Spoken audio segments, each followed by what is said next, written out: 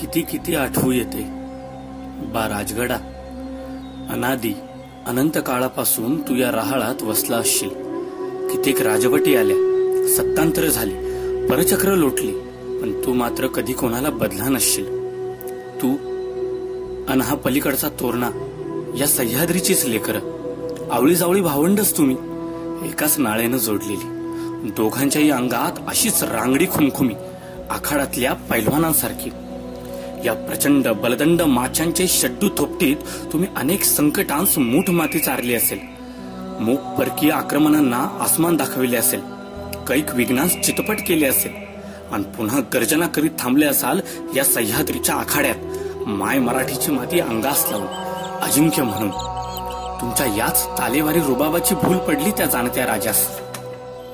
वय वरूस अवघं 15-16, मिसरुडांचं मवाळपणही अजून सरलं नव्हतं. जहागीरदाराचं पोरते, पण ऐशो आराम त्यास कधी रुचलाच नाही. पाची पक्वान्न पोटास कधी पचलीच नाही.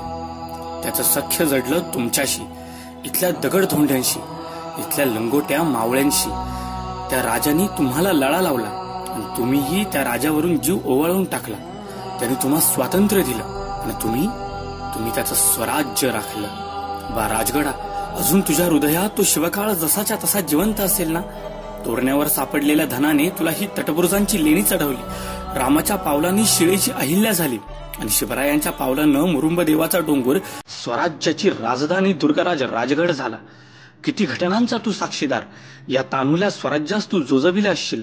इथल्या भराट वाऱ्याने त्याचे कान फुंकरले असतील. कानंदी गुंजवणीनं या चिमुकल्या स्वराज्यास नाहूमाकू घातलं असेल. या 12 मावळांनी जीवाचा खेळणा करून स्वराज्याचा पाळणा आंदोलला असेल.